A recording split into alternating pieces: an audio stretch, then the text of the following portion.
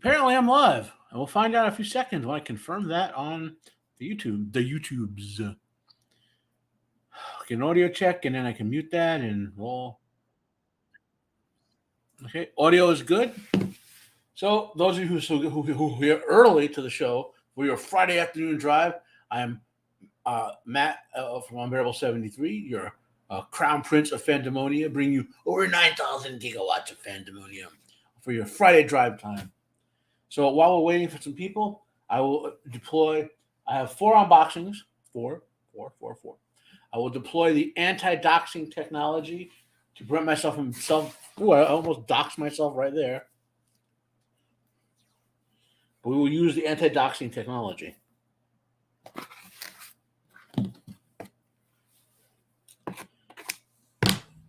One anti-doxing thing done.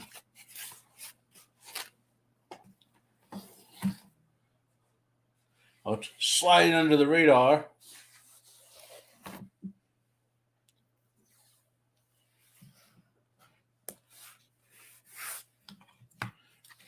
Interesting thing about this tape, right? So all my life, growing up in the construction industry, I know this as electric tape. And apparently there is some competing origin for this, that people who wrangle alligators claim this is not actual electrical tape. It's called alligator tape.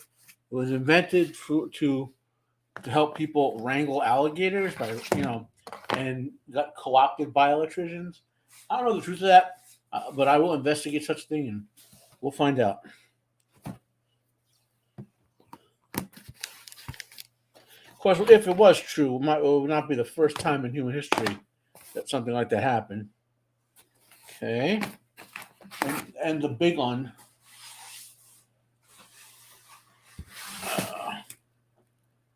The one I'm honestly, in some ways, most enthused about. Okay. The last deployment of the anti-doxing technology is about to begin.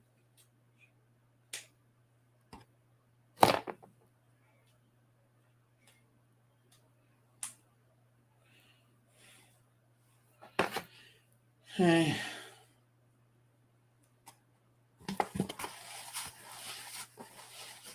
It is 3:02. I will now allow the packages to be unpackaged back in the packagorium. The packagorium Roquarium.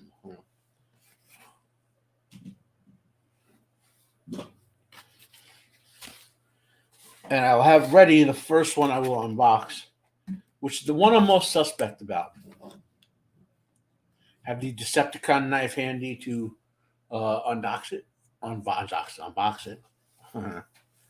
it's 3:03. So I will start the unboxings at 5 p.m. Yeah. Let's do it for 2 hours, guys. I will start at 3:05, 3:06. I will give some people some time to get here. I'll review the first article.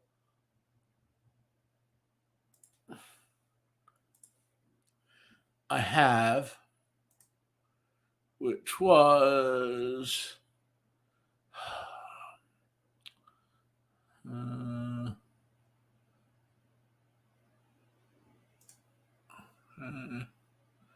share.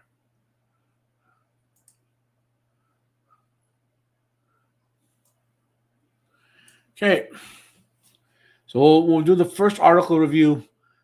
I'll go to like 3:10, and we'll talk about it. So Anime Legend calls Disney animation boring.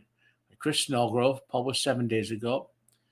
Once Pixar blazed the CG animation trail with hit films like Toy Story, Disney saw the writing on the wall and bought Pixar. This effectively meant the death of 2D feature films from the animation giant favorite 3D films the audiences seem to love, and while that may have worked for Disney, one tiny anime industry remains unimpressed. So Yoshiyuki Tomino, basically the Gundam creator, recently expressed concerns that anime studios were following Disney's footsteps, and that's bad because after switching from hand-drawn to digital animation, many of Disney's works became disappointing. Which is true. Now, he's right. I never liked. There's only one Pixar film I have ever liked. It's called Inside Out. Not because of the animation, but because the storyline was really compelling. as a person who has struggled with mental illness in my life, including being treated and all that. I would say I'm in remission. The movie Inside Out really tapped into sort of how you deal with mental illness in a sense. I guess would be the way to put it. Right. So on the other, so but this isn't about that per se. This is about the animation in Disney. Now there are some quality sources of hand drawn 2D animation. So I want to show you some clips from stuff from Cartoon Saloon.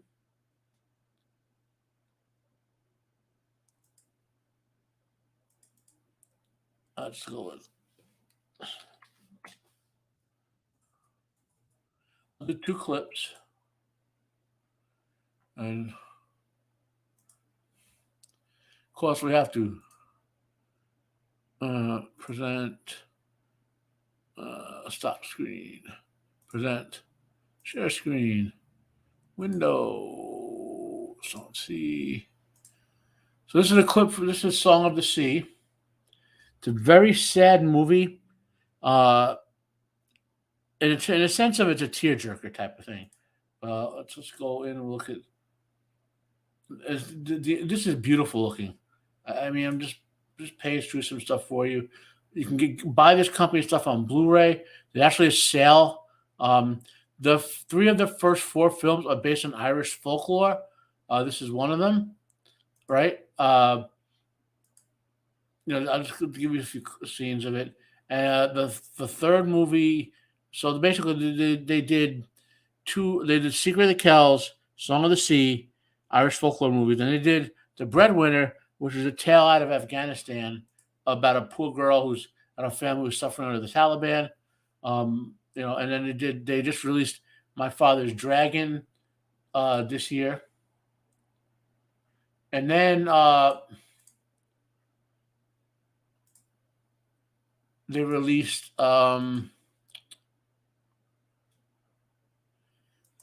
they're releasing another movie in 2023. Well, I don't know the topic of it yet, though. And then I'll show you a scene from Wolfwalkers, which had probably the best, was the best overall. Even though Song of the Sea is my favorite of theirs, Wolfwalkers is amazing.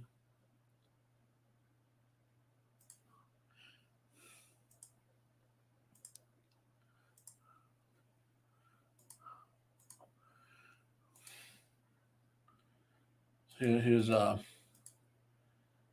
all hand drawn. It's amazing. This takes place around the time of Cromwell's usurpation in England. I love the voice acting in this one. It's that's Maeve, the daughter of Mab. I look at the girl. I mean, this is just amazing. I'm saying amazing over and over again like a moron, right? But point is, there's great animation out there, and this is Cartoon Saloon. We'll take a look at their home website. Go back to it. So, Cartoon Saloon. Cartoon Saloon is an Irish animation studio. They have the trailer for My Father's Dragon as their next, as what they're featuring. Featured films, so the 5 films that are out. And they have, I believe they have one. This is a French TV series. This one is, well, they have several, obviously. I haven't seen much of the TV stuff. It's hard. This stuff is hard to find, and unfortunately, I can't afford to buy everything. But, it's just this is their website. Man, just look at the quality of that art, man. Hey Dempsey, how you doing, buddy? Thanks, Conroy, for the link. Okay, I got some people. So, guys, for the 2 show, I was waiting for some people to show up for the do the unboxing, and I was talking about the first article, which is about the Japanese creator of Gundam who finds Disney animation to be boring, and I was showing some good quality animation, still hand drawn. I've been hyping this company up for 3 years now, Cartoon Saloon. But now that some people are here, I will go to the unboxings.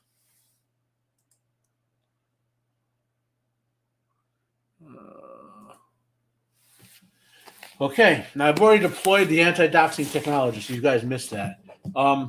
So this, I'm a little worried because it seems too small. It seems like what's in here should be bigger. And it's also shaking, which, sus Amazon packaging, but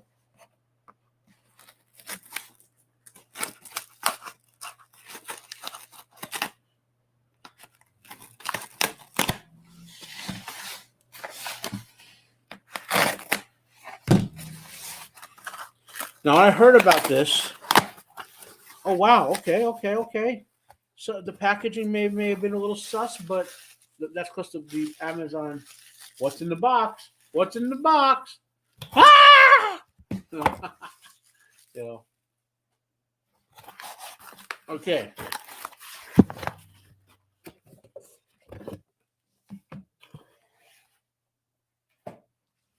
So this is the revised and expanded Letters of J.R.R. Tolkien. This is a Christmas gift of myself to myself. But technically, it's sort of from my mom because I used a gift card. Yeah, whatever. So the Letters of J.R.R. Tolkien. Fans of Tolkien know it's obviously a collection of his letters over the years. We answer a lot of questions on Lord of the Rings, but apparently the original intended version that was published was severely cut down from the amount of basically they revised and put back in 150 plus letters that were cut out, as well as parts of letters that were cut out. I'm on my understanding. There's nothing woke about this. That they didn't edit the letters for modern sensibilities or whatever. Not the Tolkien, but so this is just the book as originally intended. And it's a good time. Normally I try to say go to eBay or whatever, get used Tolkien stuff. You can get some good buys like like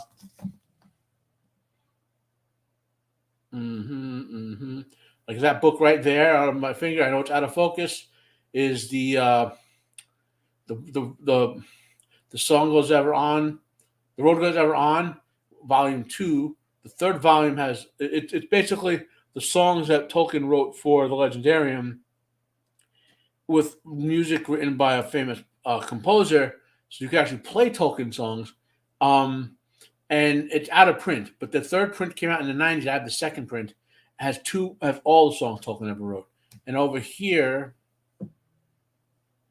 kind of over my shoulder, which I'll move my fat head, is pictures by J.R.R. Tolkien, which is all the stuff which is a collection of art that Tolkien himself drew, specifically for a calendar that I think was intended to come out in the 60s, but didn't come out to the 70s after he died.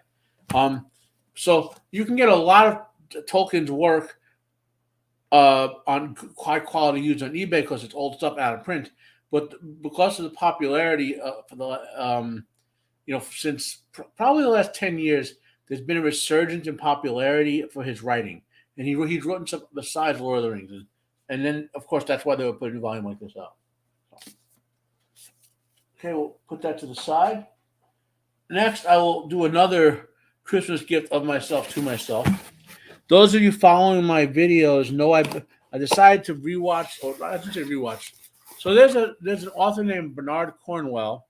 He's a historical fiction author, and he's written several series of books. One Arthurian trilogy, another series of basically called Sharp, which is 22 plus novels right now.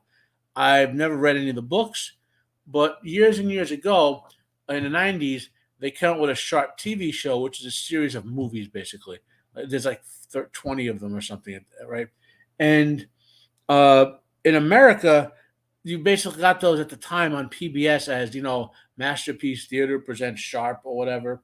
But they never said it was a TV show, or they never showed them in order. So a couple years, I've been getting tired of modern TV. So I said, I always wanted to watch this once I found out it was a TV show in order.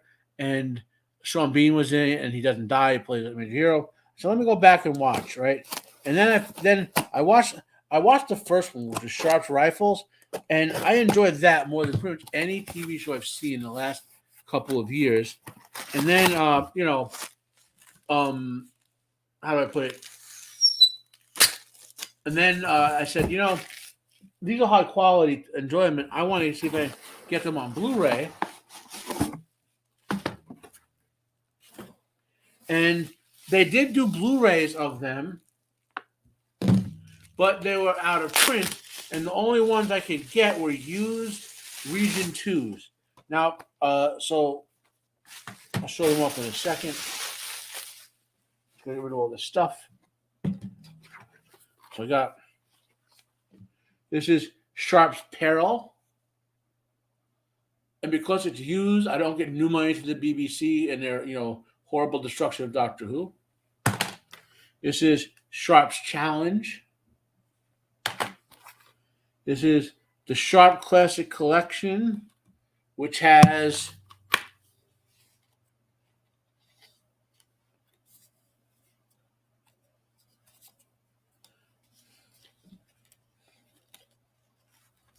I'm trying to rotate so you can see when I put them up. 2 discs. I believe each disc has 2 episodes on it. Sharp's Mission, Sharp's Revenge, Sharp's Justice, and Sharp's Waterloo.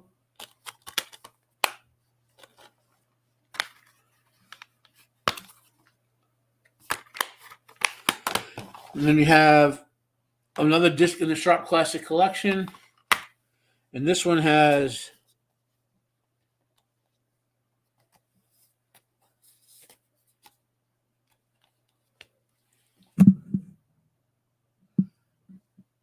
Sharp's Battle, Sharp's Sword, Sharp's Regiment, and Sharp's Siege.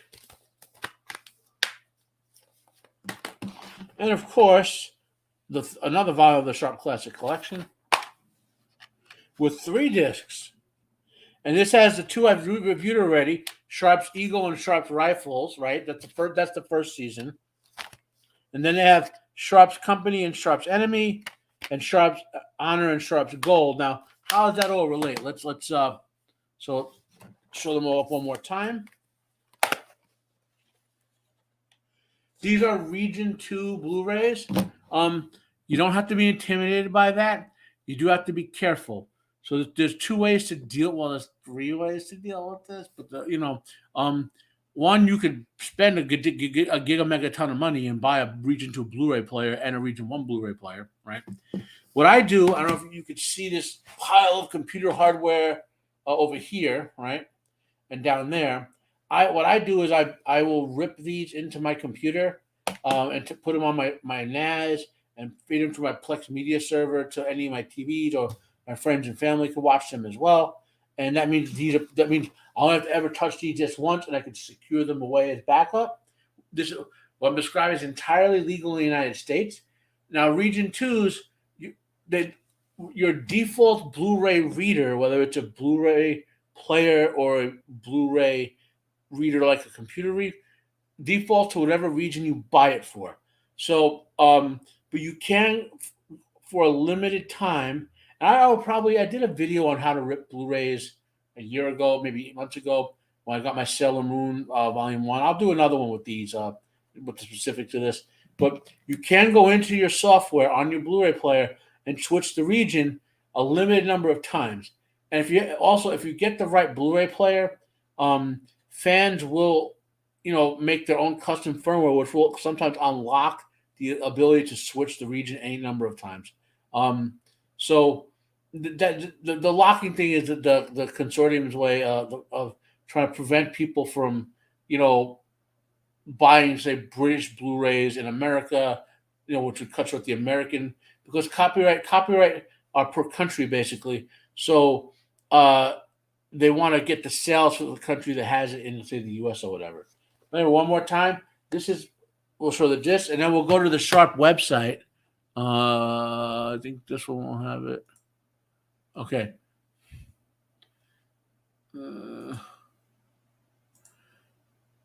I'll go TV show Sharp. Okay. If you list the episodes, you see how there's basically, this is the order of the episodes, right? They're basically a series of movies, okay? So season 1 is these first 2. Season 2 are these second 2. I want to say that then there's like 3 per season for a while. And then in 2006 and 2008, they did the last 2 films, which was Sharp's Challenge and Sharp's Peril. So I think I'm going to do a count. So there's 16 there. So I got 6 and 4 is 10. 11, 12, 13, 14, 15, 16. So I have all of them in high def now. I don't know if you even saw that, what I just did. So I have all of them in high def now. I'm like kind of enthused. It's going to delay my reviews of Sharp. I was trying to do like one every couple of days or a week or whatever. But I will get the ripping going and get back to it. Okay. So what's next? I have two more. I think I'll do the comic books next because I want to talk about the last thing a lot.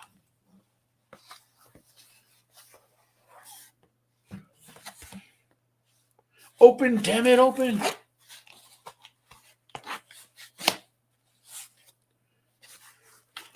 Oh, I got 3 watching now. Okay.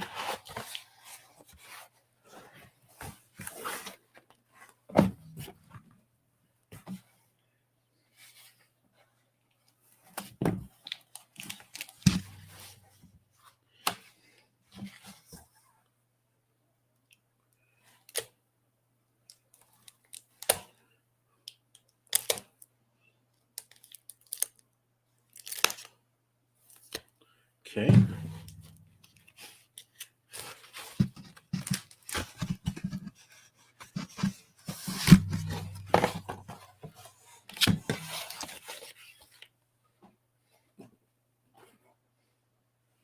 I got the Leaning Tower of Cardboard next to me.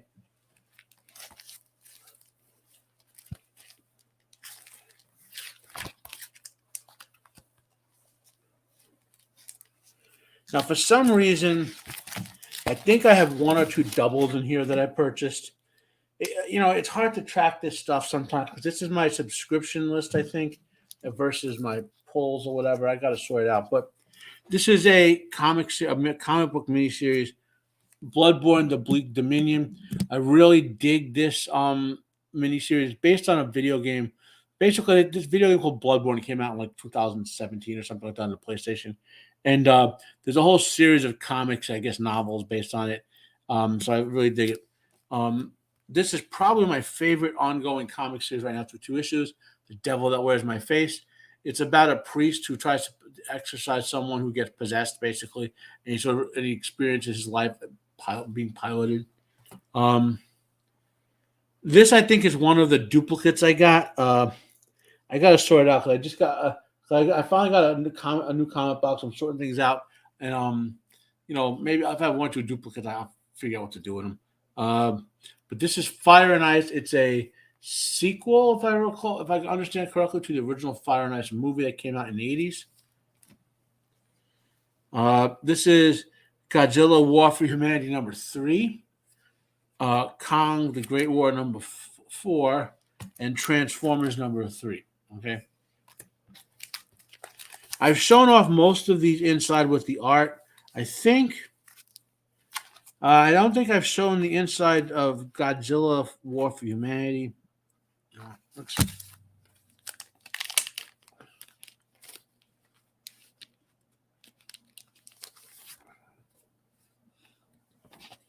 Some IDW. It's a $5 comic book. $5. I don't know, but this isn't a $5 quality book. I don't know if you could hear the flippy floppiness to it. Yeah, Slam Gray. By the way, if you watched me reviewing on Roman show last night, I kind of freaked out when Gray grabbed the comic by his spine and was laying the spine bend over his finger. So if I hold the comic by its spine, I'm holding it where it supports the spine and lets it bend this way. Okay, it's one of my pet peeves that I want to take care of my books and all that. All right. So let's take a look inside. I have 2 Godzilla series that I'm currently reading. So this one, here's our title. Here's our lead-in page. Written by Andrew McLean, artwork by Jake Smith, colors by Valentina Pinto, letters by Russ Wooten. There's our editors down there. There's an example of our artwork. This is a very, I want to say cartoony in a sense. It looks like an animated series. I think I'm still missing an early. I think I had. This is issue 3. I think I'm missing issue 2. I'll find out because I gotta. some of these things, because I'm disabled and can't really leave home to get this stuff manually, I kind of got to order it around, right?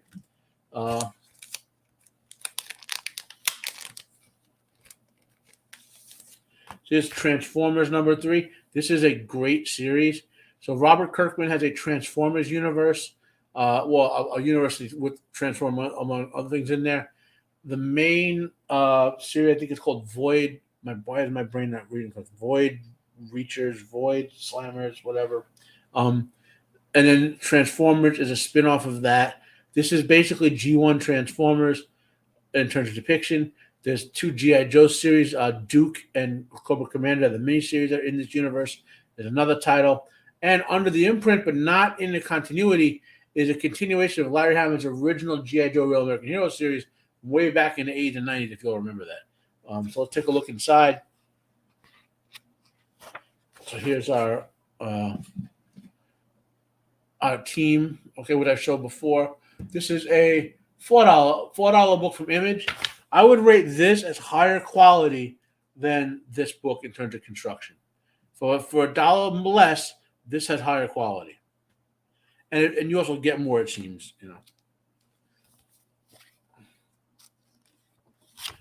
A little bit of the inside artwork. Okay. That's Skywarp there, the big splashy picture. A little more inside artwork.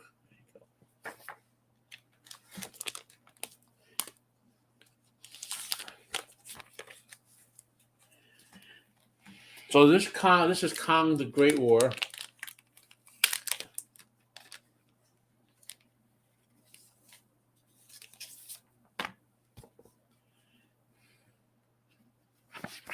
We got a folder. No. Now this is from Dynamite. They don't put the price on it, but I believe this is a $4. Oh, it's back here. It's a $4 book. Okay. For $4, this is better construction than this $5 book. Okay. Even though I think there's less material, but you can kind of hear this quality, you know. It's all glossy. Take a look on the inside. Our credits page has some artwork on it, which honestly is pretty dang good. Written by Alex Cox, artist Tommaso Bianchi, colors James Devlin, letterer Tele Esposito, editor Matt Allison. I've enjoyed this series a lot. It's about some World War I veterans who go to Skull Island, where Kong is. World War I being the Great War.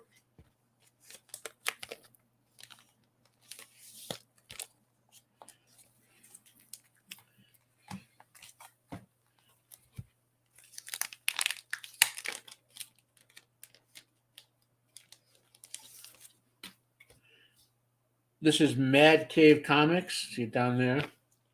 I want to say this is a $5 book. For $5, this feels a little higher quality than the other $5 book. I hate ripping on them. My only pet peeve with horror comics in general, but this book does lessen. This is why it's my favorite horror comic. Okay, I'll try to show up Bloodborne in a second. Right. Notice how you have the black highlighting, right? But when you get into panels themselves, you got bright backgrounds. So when you see the shadows, horror comics have a lot of shadowing in the actual story to make things seem menacing, right? So, but if you put a dark background inside the panel, the highlighting of the shadows on the artwork, like look at the guy's face here, right?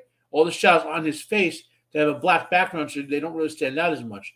But when you look up here at the blacks on the character, give him the menacing priest outfit, because in a bright background, you see it more. I used to do digital Conroy, but I can't read digital anything anymore. I need my books in my hand. I need my comics in my hand. Maybe because I'm getting old, but I just don't want to. Because I work in IT as well, I don't want to stare at a computer screen for every single thing anymore. You know. The place I found is called Things from Another World Comics, and they do a pretty good job. The website's a little clunky, but once you get used to it, you can get your stuff. Yeah, I know, Conroy. If you got to sell the high seas, you got to sell it.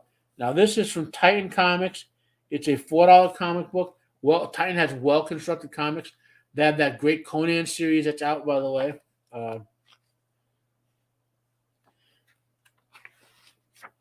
Here's a sample of the interior artwork, and again, they have backgrounds in the panels that aren't dark, so the shadows on the characters show up well.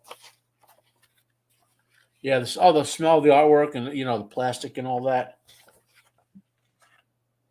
Yeah.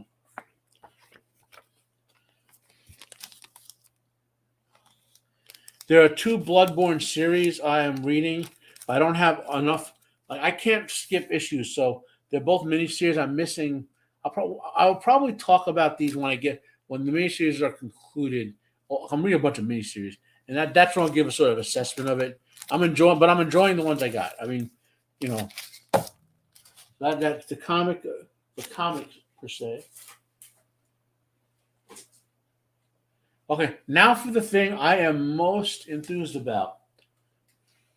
This is a Christmas gift. See, I showed something to my cousin that I bought. I found and bought, and I showed him the website. And he said, "Oh, let me get you one of those for Christmas, Matt." And he's really more like my little brother than my cousin. He's weird in his old age.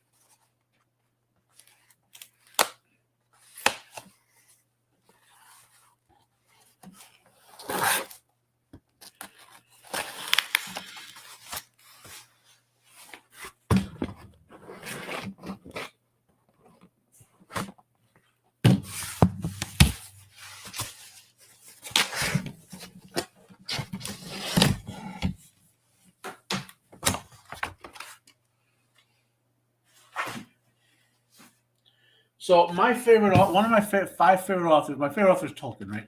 One of my 5 favorite authors is H.P. Lovecraft, and you may see something in the background right around here, which I would have unboxed probably 3 weeks ago. The Dunwich Horror, and now my cousin got me the Call of Cthulhu, illustrated by the same artist, Francois Barringer. Okay, and what these are they took, because Lovecraft stories are basically in the public domain now. They took his stories and they did a panel. Look at the artwork. Look at the beautiful artwork in here, right? And when I read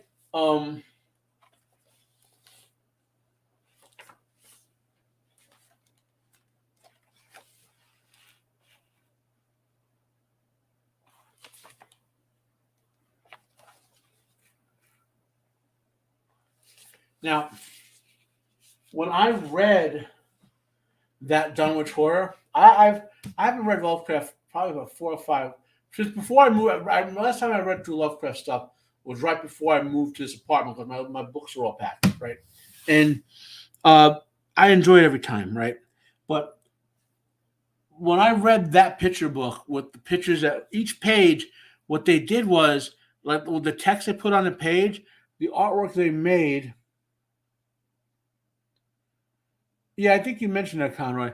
They made the art on each page appropriate to the text part of the story they put on the page.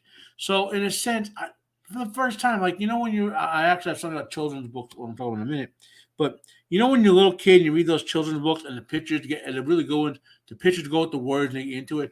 This is like an adult, like a children's book. This is an adult children's book. It really got me into the story. It I'd read what I'm reading and look at the art constantly, and like the mood and the picture being appropriate to the text on the page. This company, I'll show off the company because and as a matter of fact, let's show off the company right now. Shopping.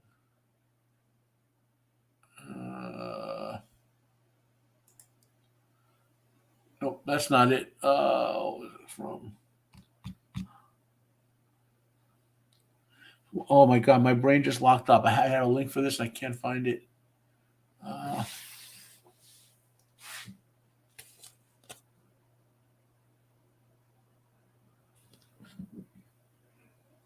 Free League. I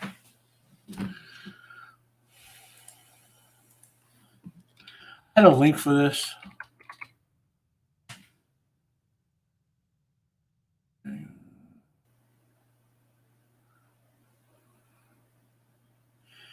can't remember that. Man, I lost the link. Yeah. Oh my God. Here we go. And I will put this back on the screen. So obviously, they did three of the stories. They did Call of Cthulhu, The Dunwich Horror, and now At the Mountains of Madness is out.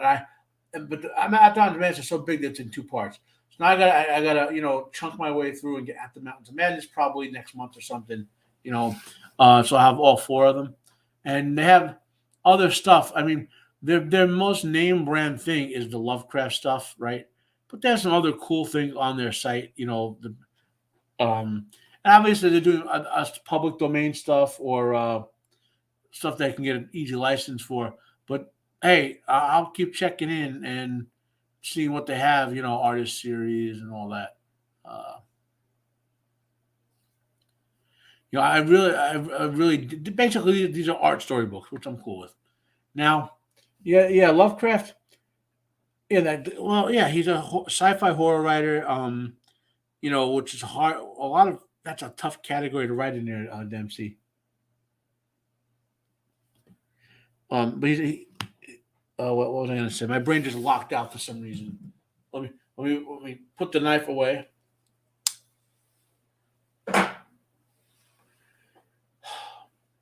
Okay, so let's get on with the articles. We'll get a talking, as it were.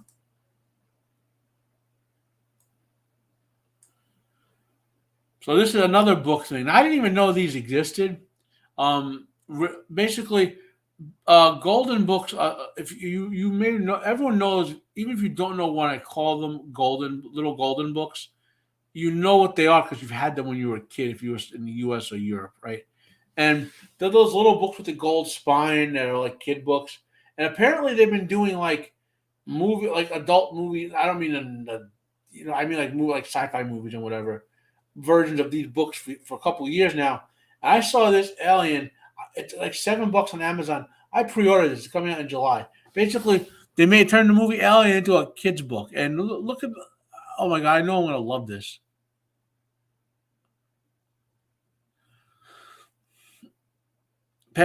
Penguin Random describes in the book, in space, no one can hear you giggle as you read this little golden book featuring the characters from the classic movie Alien.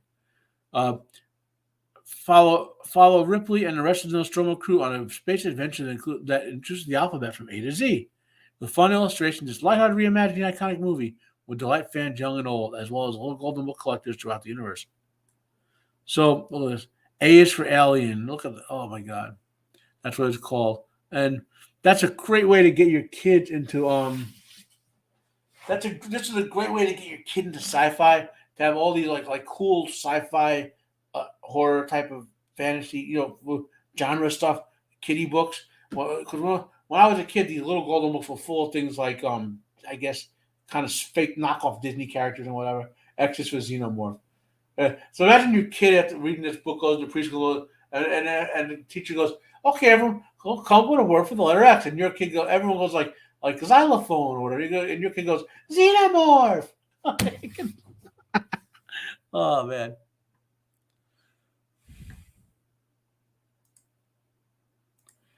Okay, so those of you who onto our next article, this is one of the better TV shows that have been on television for the past 5 or 6 years, I would say. It's called Warrior. It's based on the writings of Bruce Lee.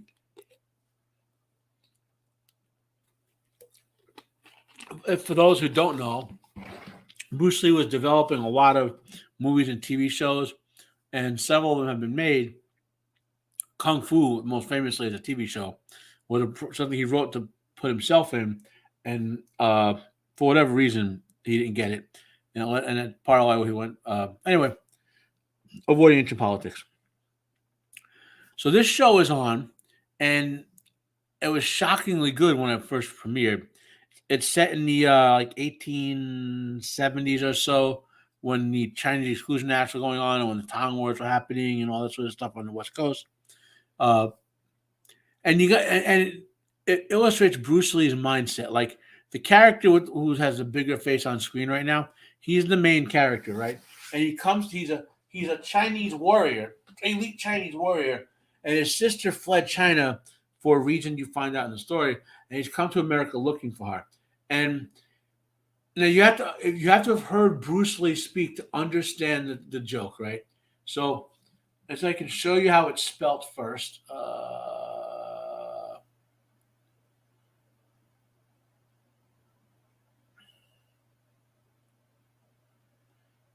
Okay, the character's name is spelled AH SAHM, which looks like Assam, right? But the way Bruce Lee's accent works, the character's name sounds like he's saying awesome. So the character's literally named Awesome, right? Like it's pronounced AWESOM the way with Bruce Lee's accent. So, right, that's Bruce Lee's machismo coming right through. And now that's how it was canceled. It was first it was on Cinemax a couple of years ago. Then it got canceled, but then HBO Max picked it up for one season. Now it looks like Netflix has interest in the property. Yep, yeah, Dempsey, and so this is Jason Tobin, who's the guy on the left who plays young Jun, the leader of the Tang that Assam winds up joining.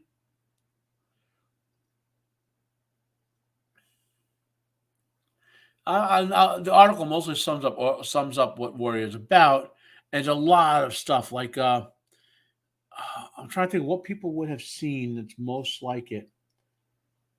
Funny enough, there was a movie that a lot of people saw alike called The Man with the Golden Fist, which in terms of the fighting and it's less fantastical, but it's sort of the visual presentation of it, like the coloration and all that. In any case, I want to show off a fight scene.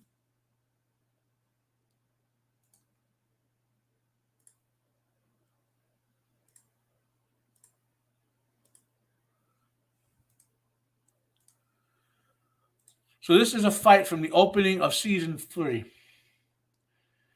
Awesome is basically one of the two chief, most badass warriors of of Chinatown in San Francisco, and a little kid has run to get him. He's been because a rival Tang is moving in on their territory. The guys in the graves are the rival Tang, which is controlled by his sister. And the actor really is channeling his inner Bruce Lee with this role.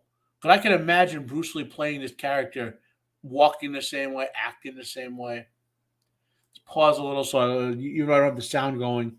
The YouTube algorithm will, give them a little. Look at the body positioning though. Whoever's directing this is clearly understands action movies and how they're supposed to work. He is also trying to reason with them.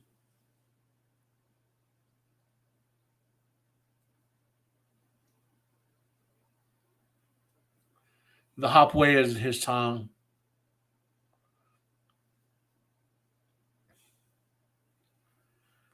They talk molasses. He's talking about the drugs. My Ling is his sister. So the fight's about to start. That's the setup for the fight. What was I going to say? And the character is so well done. He's so well portrayed in terms of the depth of the character. And the thing is, like they know he's a legitimate badass, but but they have to. The way their culture works, they have to challenge him. They can't accept the fact that he could wipe them out. They have to fight him.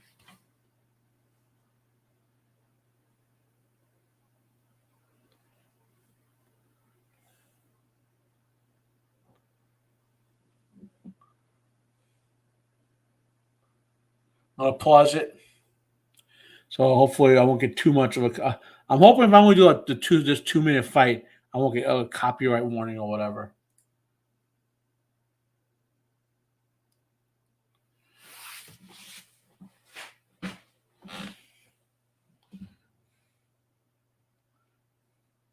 And he just smashes these guys to bits. They have no chance against him.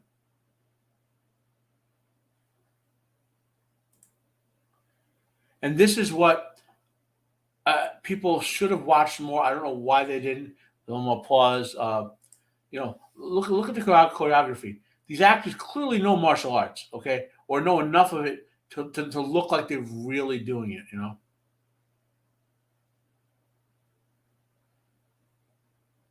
And that's I left the little kid running to get him some help. All right. Okay, so I'm not gonna. I'll be copyright struck if I show too much more of that. But if you haven't seen this show, go watch it. Hopefully, this will encourage Netflix to pick it up for at least another season or two. Because the season 3 did end on a season 3 kind of ended in a way that could be concluded, but also had a bit of a cliffhanger to it. So we'll see.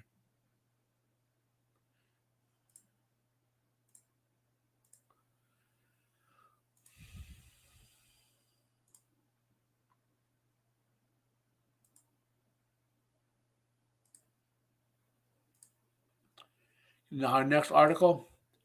So this is from Winter is Kind. Josha Stradowski is the actor who plays fake Randall Thor in the TV show Conroy is called Warrior. I'll type it out for you in the chat. If my keyboard, one of the things that annoys me about Linux is that I have a great wireless keyboard I've used for years.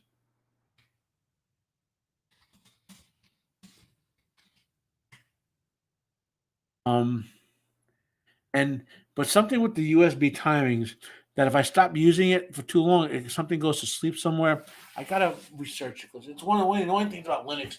You got to be that little problems like this with some software. Like the drivers are all like open source public, so if someone makes it and they'll never go back and tweak it to fix a minor problem or whatever. So anyway, Josh Stradowski plays fake Randall Thor in Wheel of Prime, right? And I'm only bringing this up for one particular point, and I'm moving on. I don't know if he means it sarcastically. He says he's ready to play Randall Thor's biggest book moments. They've already not given 3 of Rand's biggest book moments, to two other characters already. So anyone who thinks you're going to get anything like good out of this, and this actor has to know, this should have been a role that made his career, and instead it's going down as a joke. So let's get some more negative news. I have never been a fan of James Gunn's. The only Guardians of the Galaxy movie I really enjoyed was the first one. I've watched it more than once. The second one was okay, and mostly because of Kurt Russell. The third one was stupid. I do not think he's the guy to get the DCU, but obviously he's getting it based on the success of the movies, plus Suicide Squad, and there have been signs that this new DC cinematic universe of Gunn is going to be woke. Here's another one that Superman's looking more and more like he's a side character in his own movie. Again, you can read it all you want. Read it for your lack of enjoyment, but I am losing more and more hope that this Superman movie will be any good. And this one, of course, pure. I don't really care about the show Pretty Little Liars, but what I do care about is fan service, and I have determined that when I die, I want this to be my pallbearers. And there's no ifs, ands, or buts. I will, if I were rich enough, and you at my funeral, this is what I want to be my pallbearers.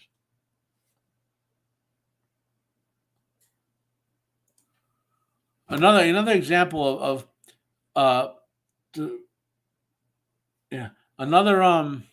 so there's a way to do this. What they're doing here that isn't just race swapping. It's a very easy way, okay? Because this takes place in the modern era. It's not like back in the 1800s Sherlock Holmes or whatever. This is a modern era interpretation, right? You know how you do this? You know how you don't have to race swap anything? You make him a descendant of the original Watson. All you have to do. Make him a character who's Dr. Watson was his ancestor. And then you can make the show entirely about Dr. Watson and be done with it. But no, instead, so I can have them at my funeral, Paul Bear's Conroy. if someday I ever monetize YouTube or social media, I'll collect the fund just for that. Uh, um, but there's so many ways they could do these race swaps that aren't really race swaps, but they don't bother. Just like uh, I don't want to dwell on too much negative because it's frustrating. But this is going to be another failed TV show. You know. Okay. Oh, man, my throat's getting a little dry. Let me. Ever seeking that Diet Pepsi sponsorship.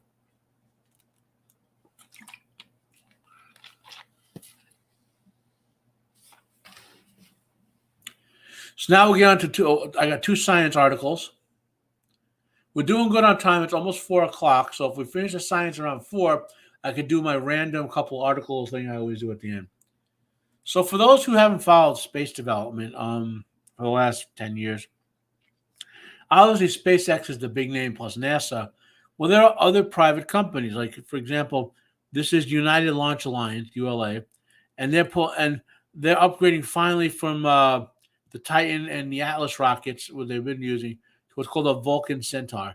And this Vulcan Centaur rocket is sending an automated moon lander over to the moon. This is a pretty interesting thing. The launch should be on Monday, January 8th, so morning. So if you're awake for it, because it's at 2:18, basically 2:18 on Monday morning. If you're up for it, you can watch it. It's going to be live streamed on space.com starting at 1:30. So again, something cool to get into here. And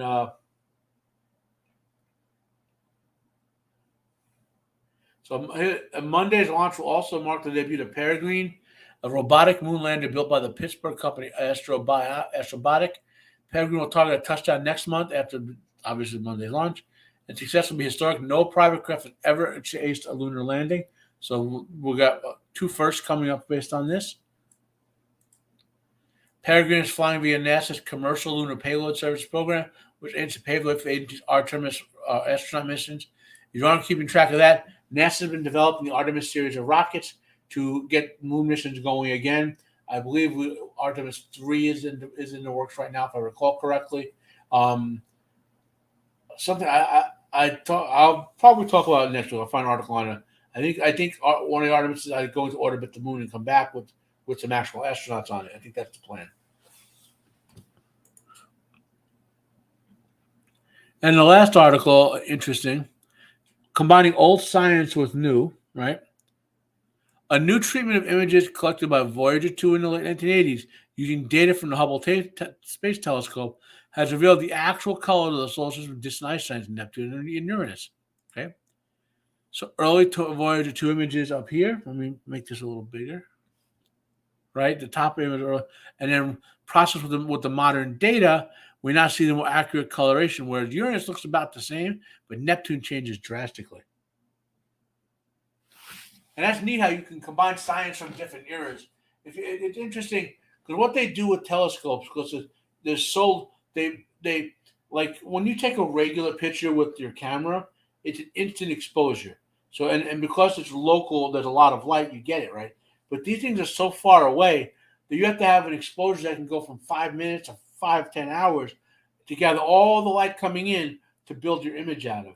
And so they had the original data basically in Voyager 2 with the long exposure, and now they reprocessed it based on updated data from Hubble, and they were combined to get a more accurate image. And that's kind of neat. That science stuff is neat.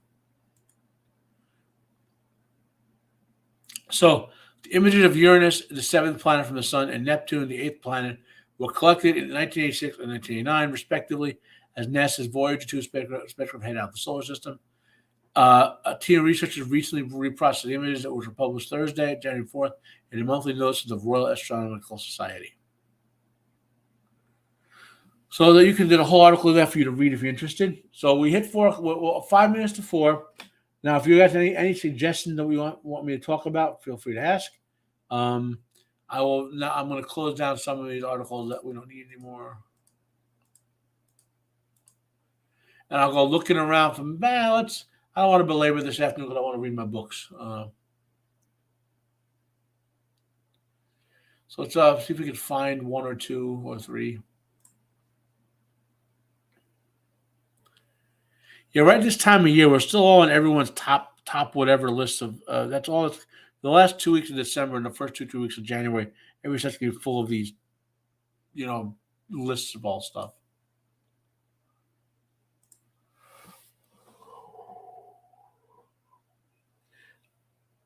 Bleeding Fool is kind of more of a woke. Bleeding Fool. This is Bleeding Fool. Sorry, uh, Bleeding Fool is a good site.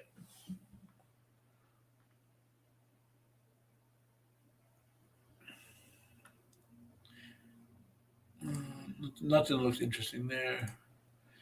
Let's look at Blabbermouth. That's a musical site. I don't care about Pearl Scam.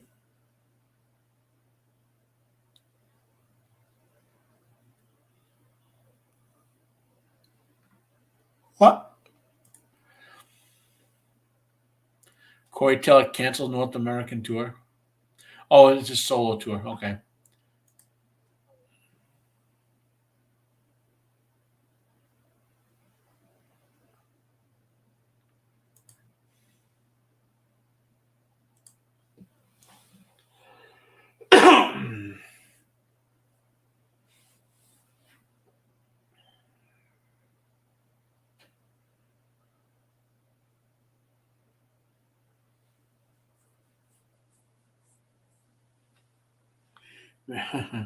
NCIS.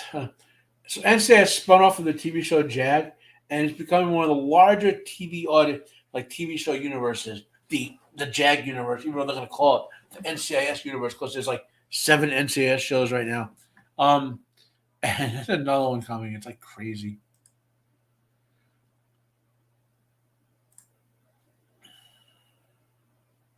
Here's Deadline, which is a crappy site, but sometimes you'll get something interesting on there.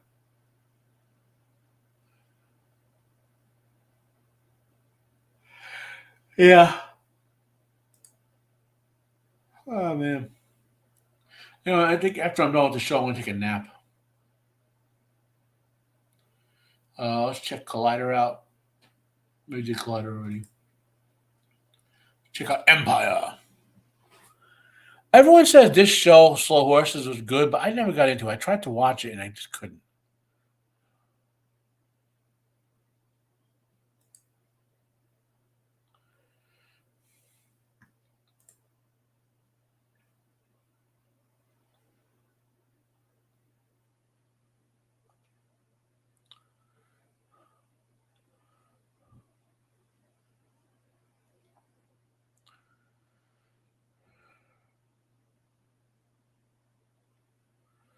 Uh, let's leap it out on Fandom Wire. Dread Central. Again, they're still in this their top 10s or whatever. Let's go down to Geek Tyrant.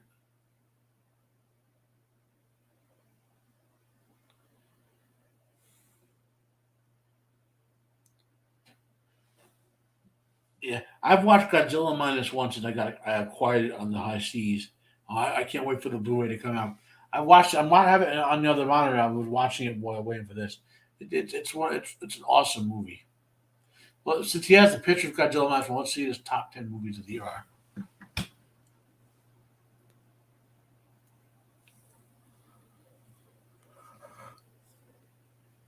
Godzilla minus one. I didn't see the boys in the boat. Uh, my only problem with John Wick Chapter 4. Yeah, they're always making those horror films, Conroy. And classic ones like that will get redone every 2 years almost. It's with B movie knockoffs and whatever. My problem with John Wick Chapters 3 and 4 was they should have been split into 2 movies each.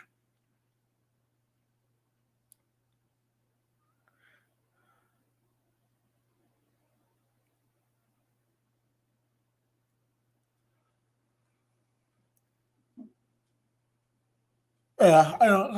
I didn't see a bunch of those, so nothing crazy there to go nuts about. Let's go look some music news.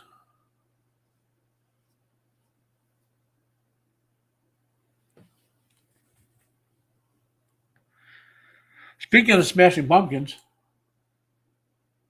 yes, you Connery or you Dempsey can audition to be the Smashing Pumpkins' new guitarist.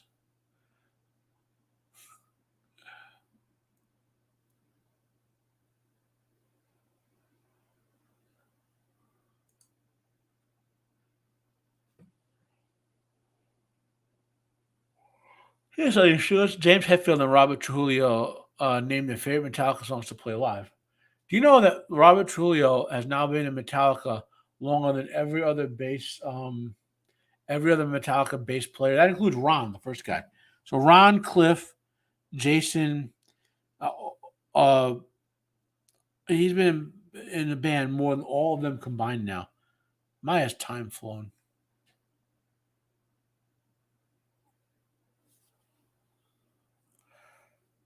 Uh, I gotta listen to 72 Seasons again. It was a good album.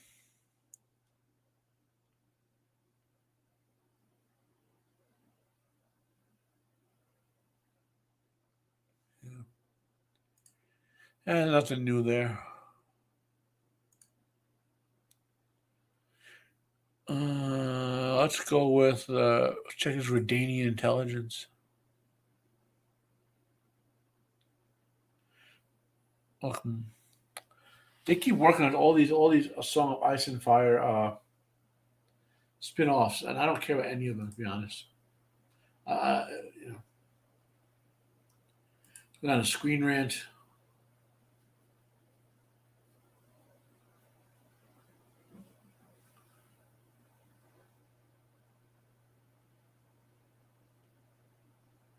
Oh, here's something interesting. The Orville season 4 gets a hopeful but complicated update. The Orville season 4 gets a complicated, optimistic update from creator and star Seth MacFarlane well over a year after the show's last episode. Uh,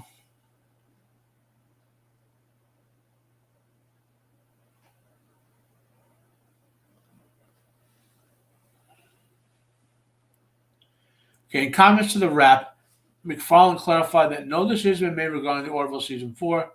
Is this really news? All I can tell you is that there's no official death certificate for the Orville. So, okay. So he's trying to work on it. I guess maybe I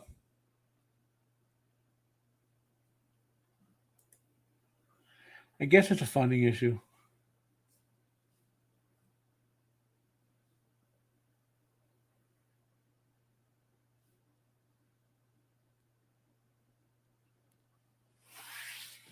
I would like to see another season of the Orville. I thought they rushed. I mean, I guess because he thought that it was the last season, so he wanted to conclude a bunch of storylines. But I felt like the main problem last season was he rushed through a lot of storylines that should have taken way longer to get through. It's 4:03. I'm tired, and well, enjoy the live streaming. It's Hollywood Reporter. Let's see, we get one or two more in here. Oh, we have a celebrity death here. Oh, this is sad. I mean, regardless of everything, this guy and his two daughters are presumed dead. 51-year-old actors. We just thought are probably kids, like teenagers at most. Uh, they're probably in some sort of small craft. This guy was in Speed Racer uh, and Saved by the New Class. The two most notable things I see on there. His kids were 10 and 12. That's sad.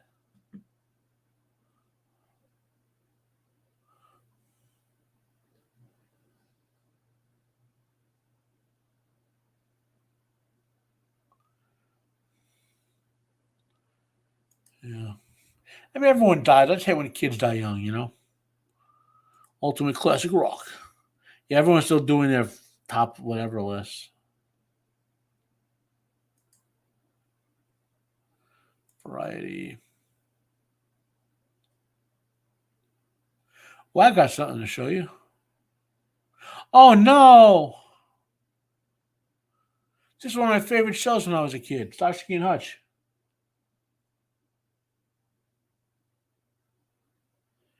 He was, I mean, he lived a good life, 80 years old, you know.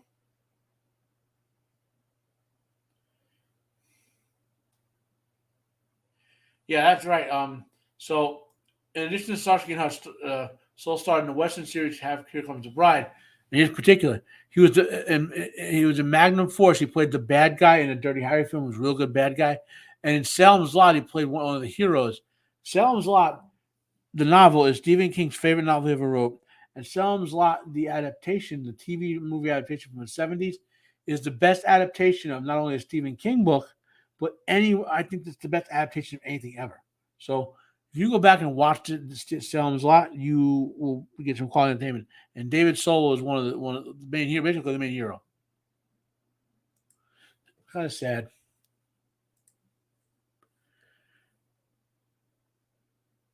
We will end on a mystery. So I'm going over to YouTube. We'll see if that shows up for you guys. Yep. Okay. Library. Hopefully I saved it.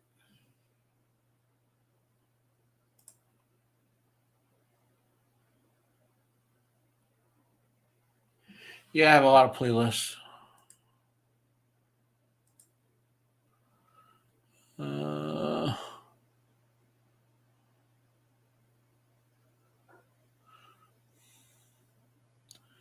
Okay. Here's something funny. I'll give you some. I'll end with a couple of bear videos. I'm always looking for.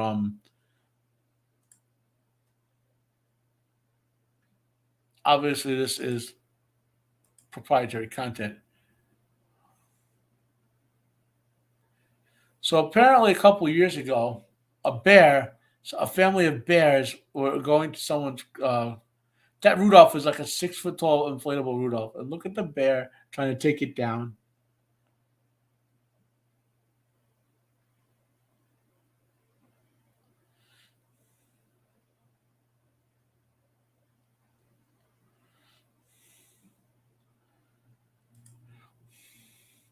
And that is a bear cub. I think the bear's mom is with him.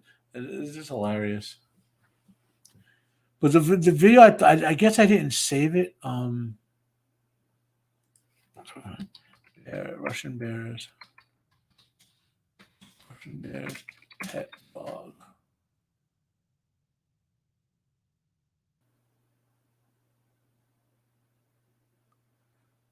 Bears, bears.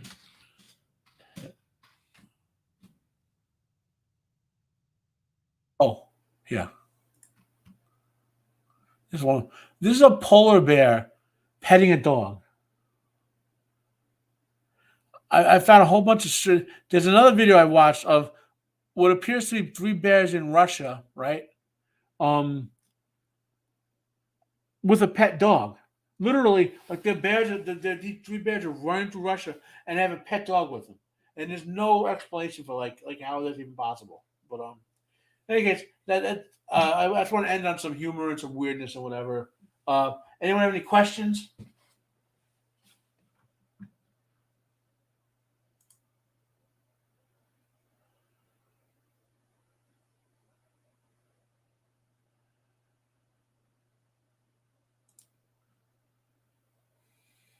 Okay, so we had Dempsey and Conroy who had joined us. There's someone else out there who's not commenting in chat. Uh, could be. I know I get one or two people who listen but can't type. So I don't know if I will have any unboxings next week because they all came this week. I was honestly expecting the sharp. I was expecting these sharp Blu-rays next week. So next week will just be some articles. If anyone, maybe I could find a guest. Yeah, I know, Dempsey. That's crazy with like the strange stuff. I mean, look, Russia is just crazy. Like they say, like Florida man crazy. Like there are people. I saw another video of people in Russia, like just petting and feeding polar bears in their backyards, like they were pets. Polar bears are the most dangerous land animal on the earth aside from humans, right? Um, it's crazy. But anyway, so thank you guys for joining me here. I won't belabor the point. Plus, I'm kind of tired. I want to get a little hour nap in. When you get older and you have health issues, a nap really helps. Although my health is improving, so I guess I'll share this out. Since January of the beginning of 2023 through like 2 hours ago, I'm down around 53 pounds. So, given my disability, my walking disability issues and nerve damage and all, I'm basically doing it with dieting and a little meds. And so, hopefully, I can get to a surgery this year and get more mobile. I do want to do some more out there content. What else? Anything else to comment? No, that's it. My name is Matt. This has been Unbearable 73, your Crown Prince of Fandemonia with Friday Fandemonium. I will be here next week, of course. What else is coming up? I'm reviewing Reacher, great show. Monarch Legacy of Monsters, horrible waste of time, waste of money. It could have been so much better. Sharp, as I mentioned before. Yu Hakusho, which is better than I ever thought it would be. So if you've never watched Yu Hakusho, the anime, or read the manga, and you're interested, this show could potentially make you want to go read it because they've done it very well. Has some great fight scenes and all that. Sharp, like I mentioned. I may do another one, older TV shows, not just because I want to do them. I'll be on Jacob Ironside's channel like every Saturday and Tuesday for for the month. Like this Saturday, we'll be comparing original versions to remakes and so forth. Next week, Roman of the Empire, his live stream, and we just did Roman's show last night as well. So that's what's going on with me. Thank you all for being here. Thank you, Conroy. Thank you, Dempsey. Thank you, the silent watchers. Have a great weekend. My name is Matt, and I am out of here.